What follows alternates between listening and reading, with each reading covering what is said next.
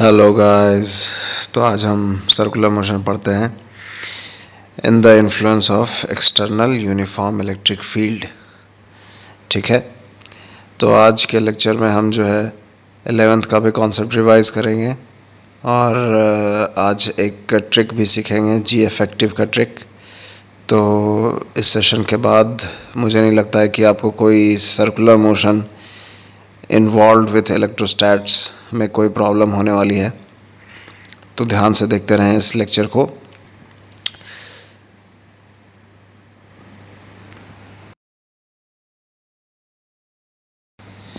तो पहले हम थोड़ा रिवीजन कर लेते हैं। 11th में आपको पता है कि what is the minimum speed required for circular motion, √5 GL। ये फॉर्मूला आपको याद आ रहा होगा। तो इसका हम डेरिवेशन कर लेते हैं पहले, और फिर उसके बाद इसी के बेसिस पे हम कुछ और भी चीज़ें सीखेंगे। तो कैसे डेरिवेशन होता था आपको याद आ रहा होगा। जैसे पॉइंट ए पॉइंट जो है लोएस्ट पॉइंट है, तो लोएस्ट पॉइंट पे कितनी स्पीड होनी चाहिए कि पूरा एक सर्कुलर मोशन कंप्लीट हो। तो इसके लिए हम क्या करते थे, जो हाईएस्ट पॉइंट होगा उस पे जो है टेंशन की वैल्यू क्या होगी, ज़ीरो। ठीक है, ऑलमोस्ट। और एक स्पीड बचेगी v।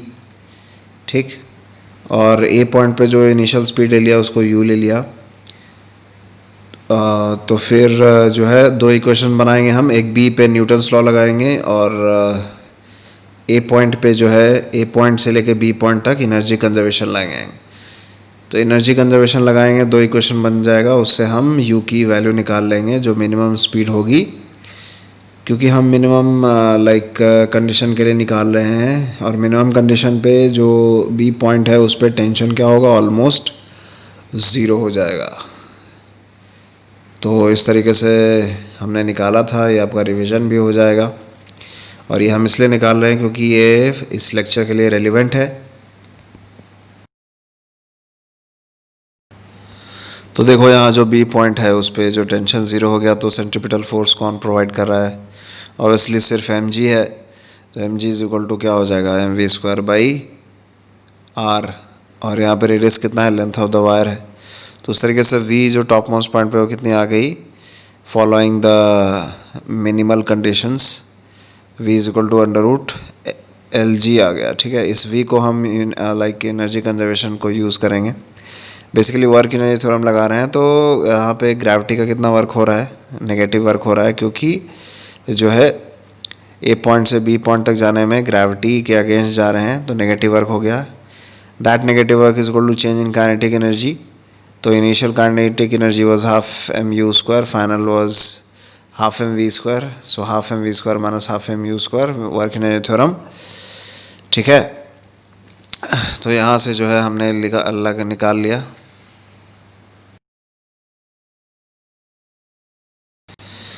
अब देखो जो v की वैल्यू ऊपर निकाले थे √LG, उसको यहाँ पे डाल देंगे और सॉल्व कर लेंगे, तो u की वैल्यू आ जाएगी √5 GL। तो 11th का सर्कुलर मोशन का कॉन्सेप्ट भी रिवाइज हो गया। तो अब हम जी इफेक्टिव का कॉन्सेप्ट सीख रहे हैं यहाँ पे, जो कि बहुत ही क्रूशियल होगा इलेक्ट्रोस्टैट्स में सर्कुलर मोशन को सॉल्व करने के लिए। तो इस वैल्यू को याद रखें, u मिनिमम कितनी रिक्वायर्ड होती है, √5 GL। ठीक है, ओके। अब सपोज करो कि मैं एक इलेक्ट्रिक फील्ड इंट्रोड्यूस कर देता हूँ, यूनिफॉर्म इलेक्ट्रिक फील्ड। ठीक है, और वो कि -J में। तो पिंक कलर से तुम्हें इलेक्ट्रिक फील्ड दिख रहा होगा यहाँ पे। लेंथ वही है पेंडुलम की, बॉब का मास m है, उस पर चार्ज दे दिया है q। ठीक है, बॉब पे जो चार्ज दे दिया है वो क्या दे दिया है, q। ठीक है, अब ये बोल रहा है कि कितनी स्पीड से फेंकें, हॉरिजॉन्टली प्रोजेक्ट करें कि ये जो है सर्कुलर मोशन में करे। What should be the minimum speed. ठीक है, तो क्या करोगे, जब इलेक्ट्रिक फील्ड नहीं था तो कैसे सॉल्व किया था, टॉप मोस्ट पॉइंट पे टेंशन ज़ीरो हो गया था ऑलमोस्ट, तो वो कंडीशन यहाँ पे भी रहेगा। टॉप मोस्ट पॉइंट पे ऑलमोस्ट ज़ीरो हो जाएगा, उसके पास कुछ वेलोसिटी बचेगी जिस कारण वो सर्कुलर मोशन में रहेगा। और सर्कुलर मोशन इसको कौन कराएगा टॉप मोस्ट पॉइंट पे? तो पहले केस में सिर्फ mg करा रहा था, इस केस में q into E plus mg कराएगा, है कि नहीं? इलेक्ट्रिक फील्ड के कारण भी तो फोर्स आएगा ना, बॉब पे चार्ज q है, तो इलेक्ट्रिक फोर्स क्या होता है? q इंटू ई। क्या होता है? q इंटू ई। समझ आ रहा है? तो देखो, जो ऊपर टॉप मोस्ट पॉइंट है उस पर नेट फोर्स क्या हो रहा है? mg plus Q E, and they both are providing centripetal force. ठीक है, दूसरा इक्वेशन कैसे बनाएंगे? वर्क इन एनर्जी थ्योरम से। तो अब यहाँ पे किसका किसका वर्क आएगा? ग्रेविटी का तो आएगा ही, और इलेक्ट्रोस्टैटिक फोर्स का भी वर्क आएगा। ठीक है, तो कैसे लिखेंगे वर्क? फोर्स इनटू डिस्प्लेसमेंट करके। अच्छा देखो, ग्रेविटी का वर्क नेगेटिव है और इलेक्ट्रोस्टैटिक फोर्स का वर्क क्या है? Negative positive. क्या होगा बताओ? सोचो सोचो, वीडियो पॉज करो, सोचो। नेगेटिव ही होगा, क्योंकि क्यू ई जो है पॉजिटिव चार्ज पे फोर्स डाउनवर्ड ही लगेगा इलेक्ट्रिक फील्ड के डायरेक्शन में, और तुम किधर जा रहे हो बॉब को लेके? Like till the top most point you are going against the electric field, so you are going against the force, so work is negative. ठीक है, तो इन सब चीज़ों को समझने में तुम्हें डिफ़िकल्टी नहीं होनी चाहिए, मैं इतना इलेबोरेट समझा रहा हूँ ताकि हर चीज़ लिंक्ड हो। तो वर्क इन एनर्जी थ्योरम लगा लिया, is equal to half M we square minus half M U square, work done by all the forces equal to change in kinetic energy, right? तो यहाँ पे देखिए half M we square minus half M U square. ठीक है, V square की value already तुमने पहले condition से निकाल ली। टॉप मोस्ट पॉइंट पे तुमने जो है क्या लिख लिया? न्यूटन्स लॉ लिख लिया। Net force should be equal to what? Centripetal force. ठीक है, अब यहाँ से देखिए, तो यहाँ से आपको वी स्क्वायर की वैल्यू डाल दी जो ऊपर इक्वेशन में निकाला था using Newton's law at the top most point. V square की वैल्यू डाल दी in terms of M G L plus Q E L, तो बचा क्या? आर एच एस में माइनस एम यू स्क्वायर बच गया और M G L plus Q E L. ठीक है, तो यहाँ से यू की वैल्यू आ जाएगी कि नहीं? तो यहाँ से देखो, सॉल्व कर लो इसको, नोट्स भी बनाते जाओ हाथों हाथ। तो यहाँ तुम्हें एक बहुत ही अच्छा कॉन्सेप्ट सीखने को मिलेगा। u की वैल्यू जो आ गई वो कितनी आ गई? 5 कॉमन ले लो तुम, 5 l कॉमन ले लो, 5l। ठीक है, कैसे आया? देखो, वी स्क्वायर की वैल्यू जो ऊपर आई थी ना, जो न्यूटन्स लॉ लगाया टॉप मोस्ट पॉइंट पे, उसको वी स्क्वायर निकाल लिया और पुट कर दिया वर्क इन एनर्जी थ्योरम के इक्वेशन में। तो यहाँ से देखो u की वैल्यू क्या आ गई? कितनी स्पीड होनी चाहिए? 5l g plus Q E by M. अब g plus Q E by M तुम्हें एक चीज़ दिख रहा होगा, ये क्या है? ये जो है g इफेक्टिव है at the lowest point. g effective है, तुम देखो, है कि नहीं? जो इक्विलिब्रियम पॉइंट है जहाँ पे पेंडुलम रेस्ट करेगा नेचुरली, अगर छोड़ दोगे तो ऐसे ही लटका रहेगा, वहाँ पे जो नेट जी इफेक्टिव कितना? Acceleration effective G plus Q E by M है, क्योंकि एक और एक्स्ट्रा फोर्स लग रहा है ना, क्यू ई का एक एक्स्ट्रा फोर्स डाउनवर्ड आया कि नहीं? ठीक है, तो इसको मैं डायरेक्टली क्या लिख सकता हूँ? 5 जी इफेक्टिव इंटू एल। तो जो ओरिजिनल फार्मूला था उसमें क्या चेंज हो गया? बस जी के जगह पे जी इफेक्टिव आ गया। तो इसी को याद रखो तुम, ये पूरे इस सेशन का क्रक्स है। ठीक है, the most important point that you will learn in this session. ठीक है, तो √5 GL जो मिनिमम स्पीड रिक्वायर्ड होती थी when there was no external electric field, electric field के आने से क्या हो गया? वो फार्मूला कैसा चेंज हो गया? √5 G effective into L, where L is the length of the like wire or the radius of the circle। ठीक है, तो इस तरीके से हमने इसका भी डेरिवेशन कर लिया। तो दोनों डेरिवेशन के टाइम पे लाइक इक्वेशंस सेम ही तरीके से निकाले गए टॉप मोस्ट पॉइंट को यूज करके और फिर वर्क इन एनर्जी थ्योरम। ठीक है, तो फॉर्मूला सेम ही रहा, बस जी के जगह पे जी इफेक्टिव आ गया। तो इस चीज को ध्यान से नोट कर लो। अगर मान लो इलेक्ट्रिक फील्ड का डायरेक्शन पॉजिटिव वाई एक्सिस में होता, पॉजिटिव जे कैप में, तब क्या होता? G effective. तो जी में minus Q E by M हो जाता है कि नहीं। अभी जो ऐड हो रहा है जी के डायरेक्शन में है acceleration due to electric field, तो ऊपर इलेक्ट्रिक फील्ड होने से वो सब्ट्रैक्ट हो जाता, तो जी इफेक्टिव क्या आता g minus Q E by m. समझ आ रहा है? ठीक है, तो इतना तो लाइक लॉजिकली कंक्लूड कर सकते हो।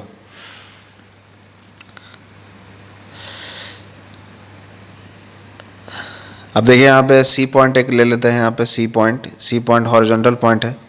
तो हॉरिजॉन्टल पॉइंट में कितनी मिनिमम स्पीड रिक्वायर्ड होती थी कि बस हॉरिजॉन्टल तक सी पॉइंट पोजीशन तक ले जा सकें हम बॉब को, तो उसमें मिनिमम रिक्वायर्ड कितनी थी। तो सी पॉइंट पे जो है वेलोसिटी क्या हो जाएगी, ज़ीरो हो जाएगी, क्योंकि वहीं तक जाना है, तो ऑलमोस्ट ज़ीरो के बराबर हो जाएगी। ठीक है, तो तुम्हें क्या करना है, सिर्फ और सिर्फ अगेन वर्किनरी थ्योरम लगा दो। और अगर तुम वर्किनरी थ्योरम को अच्छे से पढ़े हो या तुम मेरे से पढ़े हो, तो ऑब्वियसली मैं ज़रूर ये इक्विवेलेंस दिखाता हूँ कि work energy theorem is nothing but conservation of energy. ठीक है, तो वर्किनरी थ्योरम लगा लो सिंपली। सी पॉइंट तक जाने में कितना वर्क होगा, इलेक्ट्रिक फील्ड का नेगेटिव वर्क होगा, minus Q into E into L, है ना, क्योंकि इलेक्ट्रिक फील्ड जो है डाउनवर्ड है और तुम कितना ऊपर गए हो, सी पॉइंट एल डिस्टेंस ऊपर है from the lowest point of the circle. उसके बाद ग्रेविटी का भी कितना वर्क होगा, माइनस एम जी एल, और फिर क्या हो जाएगा, फाइनल माइनस इनिशियल, तो फाइनल तो ज़ीरो है, तो minus of half M U square, है कि नहीं। यू स्पीड से फेंके हो और सिर्फ सी पॉइंट तक जाना है। ठीक है, तो यहाँ से यू की वैल्यू देखो कितनी आ गई 2L Q E plus M जी। ठीक है, तो यू की वैल्यू क्या आ जाएगी तुम्हारी, एम से डिवाइड हो जाएगा, रूट चढ़ जाएगा, तो यहाँ भी तुम्हें जी इफेक्टिव जैसा कुछ देखने को दिख रहा है, मिल रहा है ना। देखो क्या आ गया, 12 बाई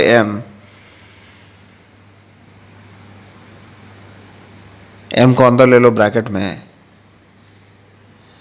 तो क्या हो जाएगा, q E by m plus g हो जाएगा ना, q E by m plus g, तो जी इफेक्टिव ही है ना।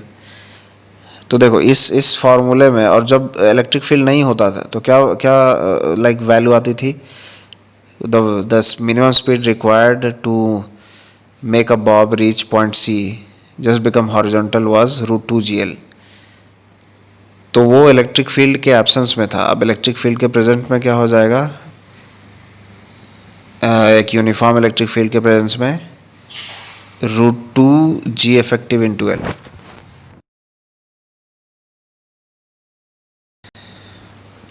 अब देखो इस केस में जो है, इस केस में भी जो है √2GL के केस में अगर यूनिफॉर्म इलेक्ट्रिक फील्ड आ जाता है, तो इस केस में भी जी इफेक्टिव से रिप्लेस हो जाता है। तो क्या ये कोनिकल पेंडुलम के केस में भी रिप्लेस हो जाएगा। तो याद करो कि वर्टिकल सर्कुलर मोशन में लाइक स्पीड हमेशा वैरी करते रहता है, तो वो यूनिफॉर्म सर्कुलर मोशन नहीं है। बट कोनिकल पेंडुलम के केस में स्पीड वाज कांस्टेंट, तो वो एक यूनिफॉर्म सर्कुलर मोशन का केस है। तो इसमें भी देख लेते हैं कि क्या जो जी है वो जी इफेक्टिव से रिप्लेस होगा। तो पहले तो एक नॉर्मल सॉल्व कर लो तुम। ठीक है, तो इलेक्ट्रिक फील्ड लगा लो नीचे यूनिफॉर्मली, यूनिफॉर्म इलेक्ट्रिक फील्ड है। तो अगेन जो बॉब है उसका मास m है और चार्ज उस पर q है, कैपिटल Q।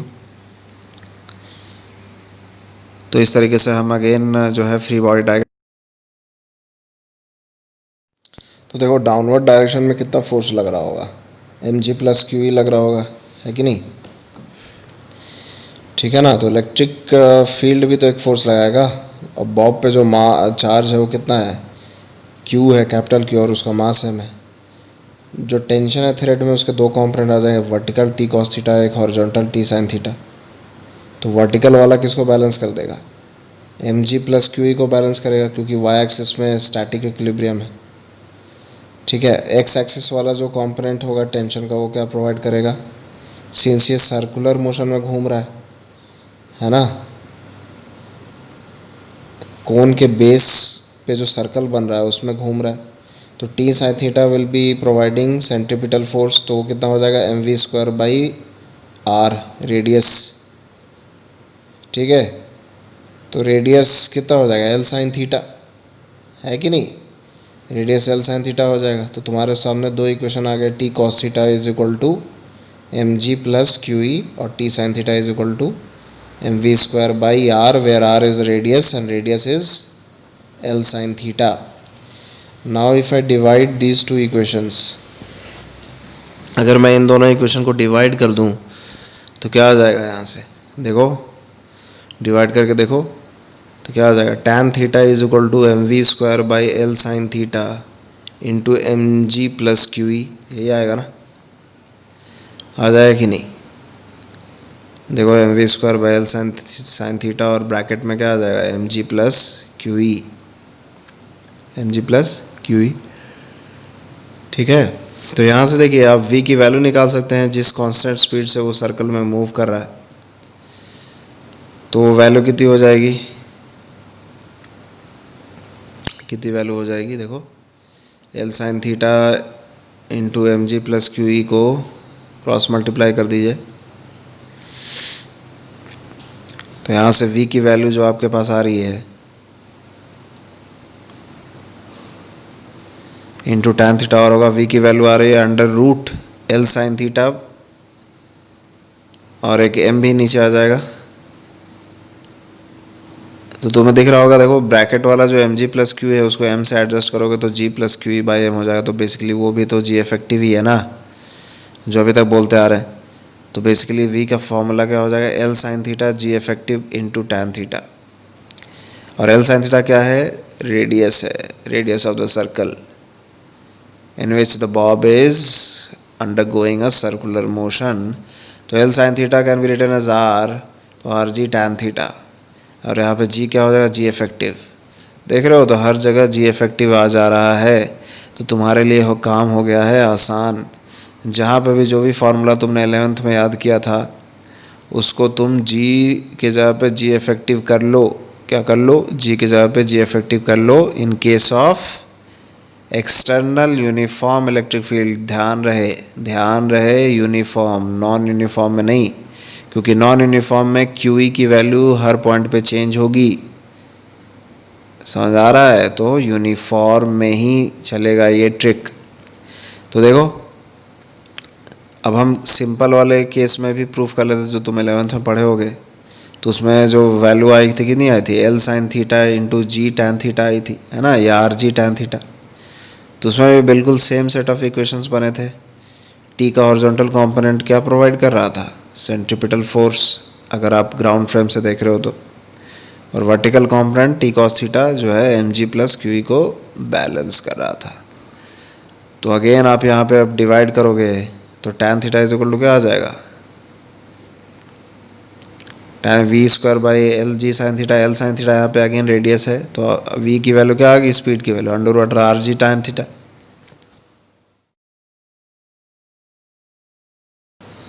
तो देखो नॉर्मल जब इलेक्ट्रिक फील्ड नहीं है तो उस केस में क्या है value, r g under root r g tan theta है, और जब इलेक्ट्रिक फील्ड आ जाता है यूनिफॉर्म इलेक्ट्रिक फील्ड तो under root r g effective tan theta, है कि नहीं। तो इलेक्ट्रिक फील्ड को इन्वॉल्व करते हुए जो भी प्रॉब्लम आएगा सर्कुलर मोशन का, तो इस डोमेन से ज़्यादा नहीं आने वाला है, ऐसा ही आएगा जो भी आएगा नीट और मेंस में, ठीक है। तो कॉन्सेप्ट क्लियरली स्टेट कर दिया है, जी को किस से रिप्लेस करना है, जी इफेक्टिव से, ठीक है। और बिल्कुल सवाल उसी तरीके से सॉल्व करना है जैसे आप 11th में करते थे, ठीक है। तो अभी तक जितने फार्मूले पढ़े सब में जी किससे रिप्लेस हो गया, जी इफेक्टिव।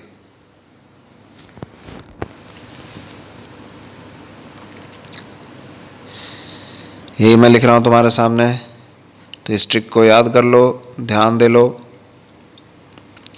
और ऐसा क्यों होता है ये भी हमने पढ़ लिया। एज सच डायरेक्टली नहीं बता रहा हूँ, सब प्रूफ करके बता रहा हूँ तुम्हें।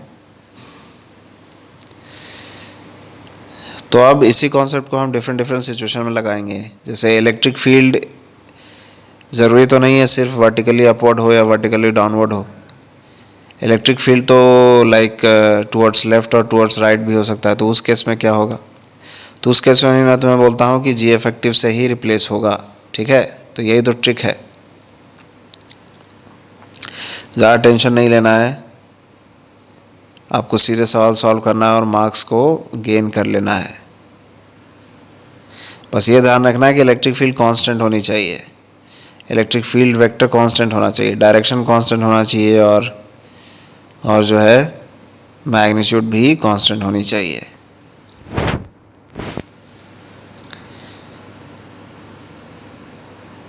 देखो ये external vector is constant, constant मतलब डायरेक्शन के साथ और मैग्नीट्यूड के साथ दोनों।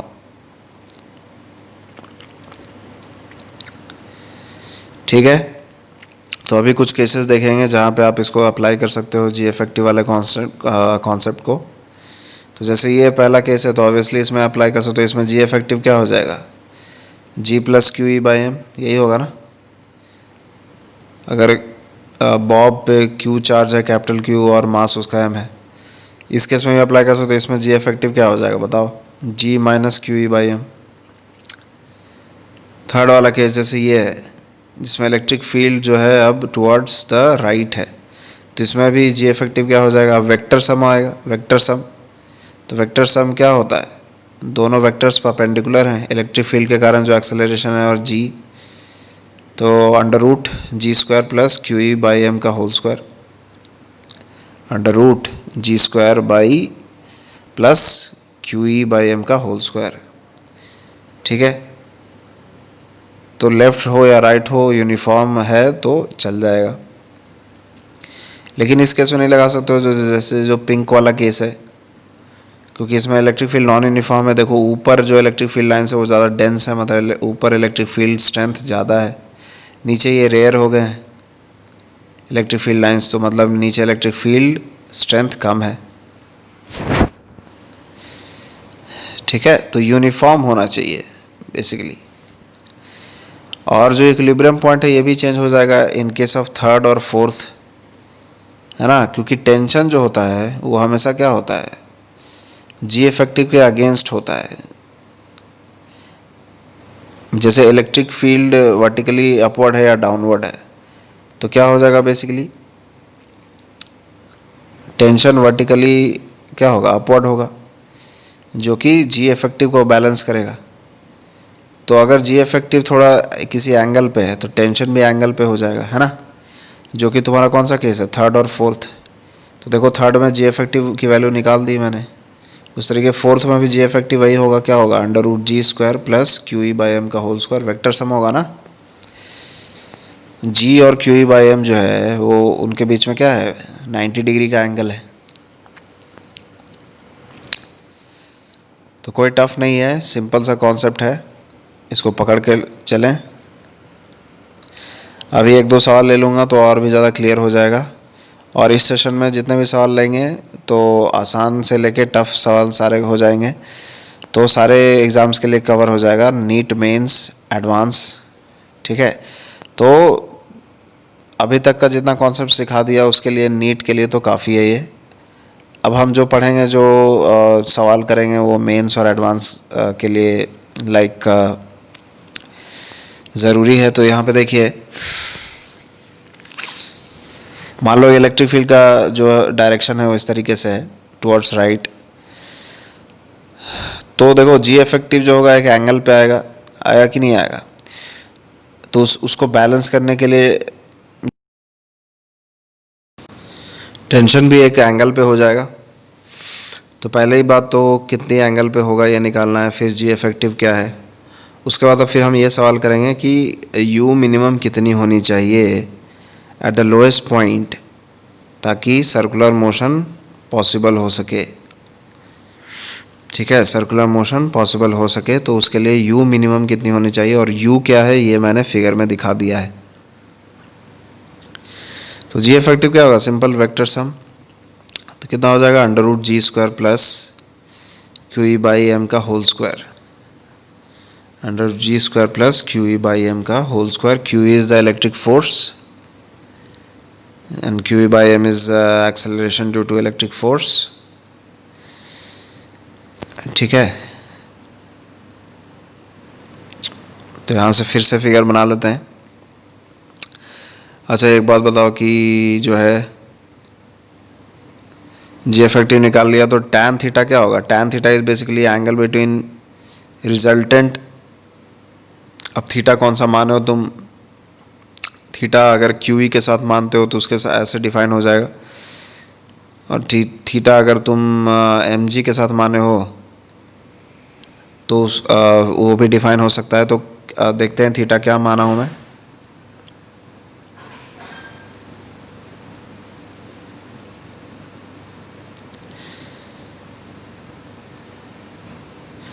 तो जी इफेक्टिव क्या आ गया हमारा, g square plus Q E by m का होल स्क्वायर।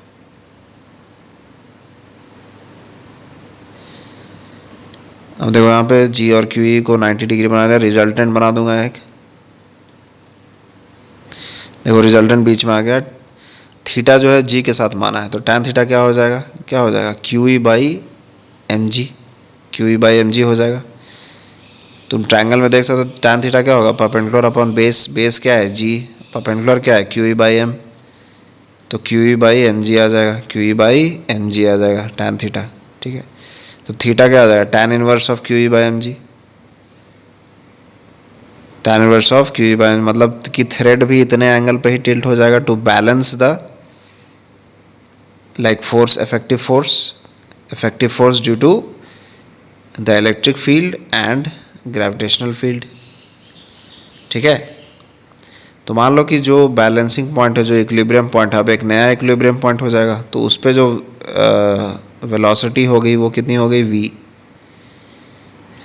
ठीक है, तो इक्विलिब्रियम पॉइंट पे क्या होता है, जो रिक्वायर्ड वैल्यू होती है, minimum required value for circular motion, वो कितनी होती है, वो तो √5 GL ही होती है ना। मतलब v की वैल्यू कितनी आ गई, √5 G effective into L. v की वैल्यू कितनी आ गई, √5 इंटू जी इफेक्टिव इंटू एल। अब जी इफेक्टिव का कॉन्सेप्ट लगा दिया यहाँ पे, है ना। याद करो √5 GL कहाँ पे आ रहा था, तो इक्विलिब्रियम पॉइंट पे आ रहा था, जहाँ पे बॉब जो है अगर उसको बिना कुछ कोई फोर्स नहीं लगाया जाए, कुछ हिलाया डुलाया नहीं जाए, तो बॉब जो है वर्टिकली रेस्ट करेगा, तो वो उसका इक्विलिब्रियम पॉइंट है। तो एक्सटर्नल इलेक्ट्रिक फील्ड में जो कि टुवर्ड्स राइट है, इस केस में इक्विलिब्रियम पॉइंट एक एंगल पे आएगा, इक्विलिब्रियम पॉइंट एक एंगल पे आएगा, है कि नहीं। तो वहाँ पे फिर जो है v, उसकी वैल्यू हो जाएगी √5 G इफेक्टिव इंटू एल। ठीक है, तो अब यहाँ पे सिंपली देख लो तुम, वर्कनेरी थ्योरम लगा दो। तो वर्कनेरी थ्योरम लगाओगे तो यहाँ पे ग्रेविटी का भी फोर्स आएगा और इलेक्ट्रिक फील्ड का भी लाइक वर्क आएगा। ठीक है, ग्रेविटी का भी वर्क आएगा और इलेक्ट्रिक फील्ड का भी वर्क आएगा। तो ग्रेविटी का वर्क कितना आएगा, जितना ये ऊपर उठा है, तो कितना ऊपर उठा है, L minus L cos theta, तो ग्रेविटी का वर्क नेगेटिव। उसके बाद क्यू ई का वर्क क्या होगा, क्यू ई, तो क्यू ई के डायरेक्शन में ही, इलेक्ट्रिक फील्ड के डायरेक्शन में ही डिस्प्लेसमेंट होगा, तो क्यू ई का जो फोर्स वर्क हो जाएगा वो पॉजिटिव हो जाएगा, है कि नहीं। इलेक्ट्रिक फील्ड के डायरेक्शन में ही डिस्प्लेसमेंट है, तो क्यू ई इंटू क्या हो जाएगा, वो l sine theta plus q into l sine theta, and that is equal to change in kinetic energy delta K E. तो फाइनल है ½ mv², इनिशियल है क्या, कितना है, -12 mu², है ना। अब v की वैल्यू तुम्हें पता है वो कितनी है, √5 G इफेक्टिव इंटू एल, है कि नहीं। इस बात को गांठ बांध लीजिए कि √5 GL कहाँ की वैल्यू होती है, इक्विलिब्रियम पॉइंट की, कहाँ की, इक्विलिब्रियम पॉइंट की। ठीक है, और इक्विलिब्रियम पॉइंट कैसे पहचानोगे, कि जब बॉब को कोई डिस्टर्बेंस ना हो तो वो कहाँ पे रेस्ट करेगा। ठीक है, तो वो इक्विलिब्रियम पॉइंट होता है। तो वहाँ पे मिनिमम रिक्वायर्ड वैल्यू होती है फॉर सर्कुलर मोशन √5 GL। ठीक है, G इफेक्टिव इंटू एल। ठीक, तो इस केस में जहाँ पे इलेक्ट्रिक फील्ड टुवर्ड्स राइट है, यहाँ पे इक्विलिब्रियम पॉइंट टिल्ट हो गया ना, theta is equal to tan inverse q E by m जी, ठीक है, इस पे आ गया। तो अब इस टिल्टेड इक्विलिब्रियम पॉइंट के पोजीशन पे जो मिनिमम रिक्वायर्ड स्पीड होगी वो कितनी होगी, √5g इफेक्टिव इंटू एल। कितनी होगी, √5g इफेक्टिव इंटू एल। ठीक है, तो वर्कनेल थ्योरम लगा दो। तो v की वैल्यू कितनी हो गई, v की वैल्यू हो गई √5g इफेक्टिव इंटू एल,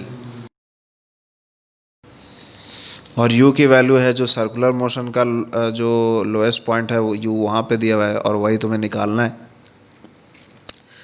ना।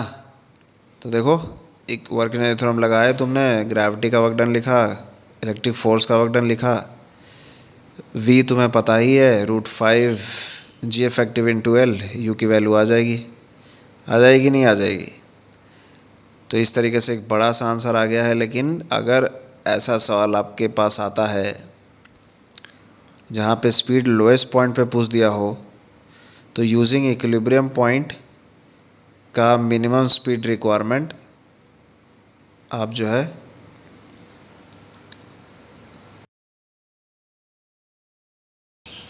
आंसर निकाल सकते हो। ठीक है, तो यहाँ पे आपके सामने आंसर आ गया है। ठीक, तो वीडियो पॉज करके इस सॉल्यूशन को लिख लो, नोट्स कंप्लीट कर लो। अच्छा कॉन्सेप्ट है ये, नीट में कम ही देखने को मिलेगा, लेकिन मेंस और एडवांस में ये लाइक फ्रीक्वेंट है ऐसे सवाल। ठीक है, तो अगेन रिवाइज करवा देता हूँ कि √5g इफेक्टिव इंटू एल कहाँ पे स्पीड है, इक्विलिब्रियम पॉइंट पे। कहाँ पे, इक्विलिब्रियम पॉइंट पे। तो अभी जो सवाल किया इसमें इक्विलिब्रियम पॉइंट एक एंगल पे शिफ्ट हो गया था। ठीक है, तो इस तरीके से हमने इस कॉन्सेप्ट को पढ़ लिया है।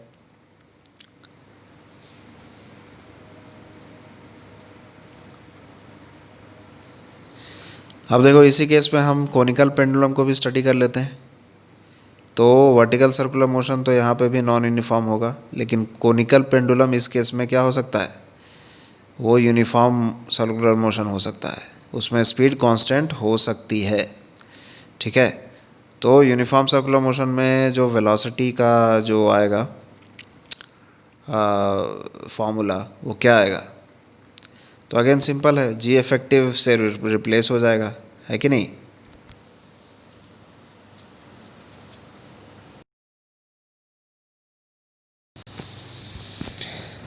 तो यहाँ देखो, कोनिकल पेंडुलम के केस में जो है एक यूनिफॉर्म सर्कुलर मोशन पॉसिबल है।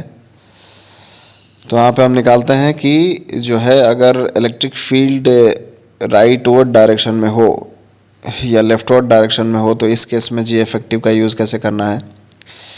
वीडियो को अपने फ्रेंड्स के साथ शेयर करो, लाइक करो। ठीक है, क्योंकि काफ़ी डिटेल में हर एक सेशन लिया जा रहा है यहाँ पे, और काफ़ी अच्छे प्रॉब्लम्स भी कराते हैं, और यूरोडोव का भी सॉल्यूशन आने वाला है। तो लाइक स्टे ट्यून्ड। ठीक है, तो in the case of a conical pendulum speed of the Bob can remain constant. तो कोनिकल पेंडुलम यहाँ पे बनेगा कैसे। अब यहाँ पे इक्विलिब्रियम पॉइंट तो ऑलरेडी एक एंगल पे है, तो कोनिकल पेंडुलम कैसे बनने वाला है। ठीक, यहाँ पे तो मैं ये बता रहा हूँ कि स्पीड चेंज करेगा वर्टिकल सर्कुलर मोशन में। ठीक है, तो अभी हम यहाँ पे ये देखते हैं कि जो है कोनिकल पेंडुलम बनेगा कैसे। तो फिगर बना लेते हैं और फिगर के मदद से समझते हैं। तो अब जो इक्विलिब्रियम पॉइंट है वो वर्टिकल तो रहा नहीं है, electric field scenes uniform right की तरफ है। तो यहाँ पे देखिए, इलेक्ट्रिक फील्ड के कारण, इस ओरिएंटेशन के कारण जो है इक्विलिब्रियम पॉइंट थीटा एंगल पे शिफ्ट हो गया है, और वो कितनी वैल्यू है, tan theta is equal to QE/mg, theta is equal to tan inverse QE/mg। ठीक है, तो थ्रेड जो है वो क्या कर रहा है, जी इफेक्टिव को बैलेंस कर रहा है कि नहीं। ऑब्वियसली थ्रेड का अपना दिमाग तो है नहीं, जिधर जी इफेक्टिव आएगा उधर ही थ्रेड जो है टाइट हो जाएगा। तो समझ आ रहा है। नॉर्मल जब इलेक्ट्रिक फील्ड नहीं होता है तो वो like acceleration due to gravity को बैलेंस करता है, सिंपली सी यहाँ पे बात है।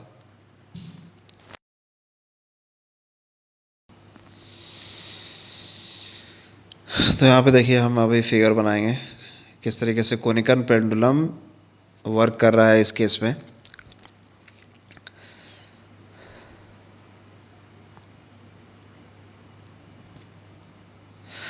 तो देखो टेंशन जो है वो जी इफेक्टिव को बैलेंस कर रहा है, यहाँ पे फिगर में दिखा रहा हूँ मैं।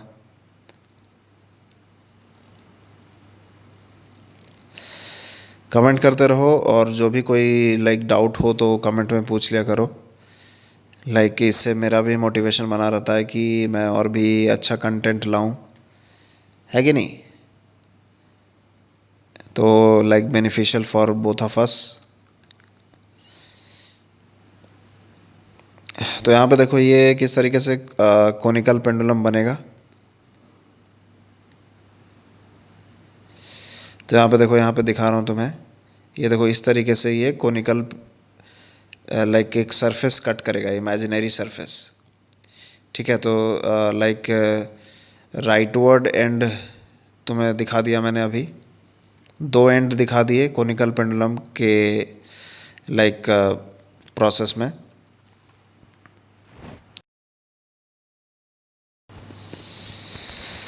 अब यहाँ पे देखो जो v की वैल्यू आई थी, v की वैल्यू क्या आई थी, जो हमारा नॉर्मल कोनिकल पेंडुलम था।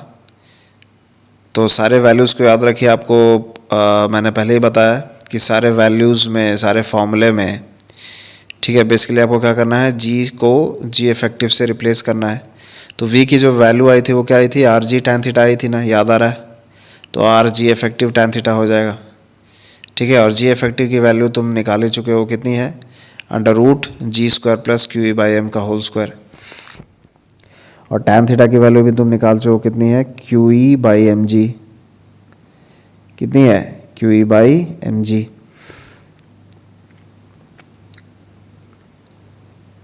ठीक है, तो बस सारी वैल्यूज इसमें पुट कर दो तो तुम्हारा स्पीड ऑफ कोनिकल पेंडुलम आ जाएगा इस केस में, जहाँ पे इलेक्ट्रिक फील्ड जो है टुवर्ड्स राइट है and obviously it is uniform. ठीक है, तो सारी ज़रूरी चीज़ें जो है मैं बार बार बोलता हूँ ताकि आपके दिमाग में जो है बैठ जाए। ठीक है, मैं ये चाहता हूँ कि मेरे सेशन के बाद आपको रिवाइज करने की ज़रूरत नहीं पड़े, आप यहीं पे सब कुछ सीख लो।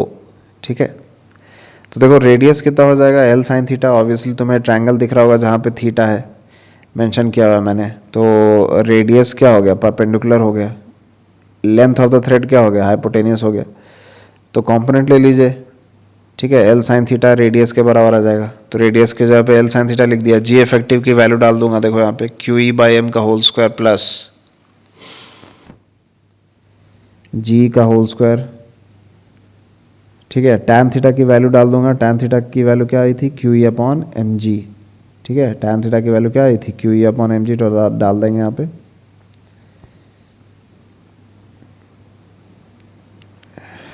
QE/mg डाल दिया। देखो अब तुम्हें एक और चीज़ पता है कि टैन थीटा अगर तुम्हें मालूम है तो साइन थीटा लिख सकते हो, तुम साइन थीटा लिख सकते हो। तो यहाँ पे जो फाइनल फॉर्म में साइन थीटा है इसको भी रिप्लेस कर सकते हैं। कैसे रिप्लेस करते हैं, देखो P/h होता है, तो QE/√,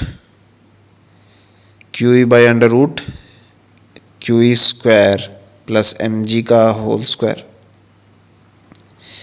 यही आएगा ना, QE का होल स्क्वायर प्लस mg का होल स्क्वायर। अब इन सब चीज़ों में तुम्हें दिक्कत नहीं होना चाहिए, बेसिक मैथमेटिक्स है ना। टैन थीटा की वैल्यू अगर पता है तो साइन थीटा की वैल्यू क्या होती है ये आप निकाल सकते हो। साइन थीटा की वैल्यू निकाल के मैंने अगेन उसमें पुट कर दिया जो मेन फॉर्म आया था। तो देखो क्या क्या क्या जा रहा है यहाँ से,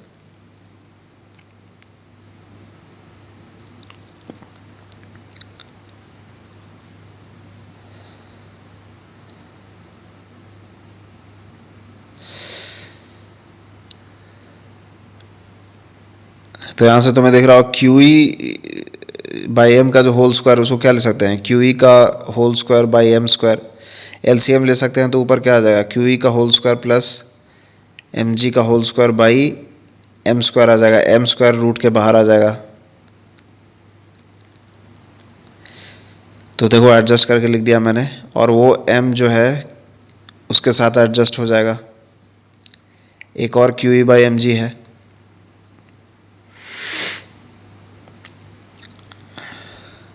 Q E by m g देखो लिख लिया यहाँ पे। अब वो कुछ कैंसिल हो रहा होगा, तो ये टर्म कैंसिल हो गया। फाइनल जो फार्मूला आ गया वो तो फाइनल जो स्पीड आ गई कोनिकल पेंडुलम की इन दिस कॉन्फ़िगरेशन याद रखिएगा। तो फाइनल फॉर्म भी आप याद रख सकते हैं, ठीक है। तो q E by m under root l by g. तो आपको अगर स्पीड ऑफ द पेंडुलम आ गया तो टाइम पीरियड भी निकाल सकते हो 2 पाई आर बाई वी करके, ठीक है।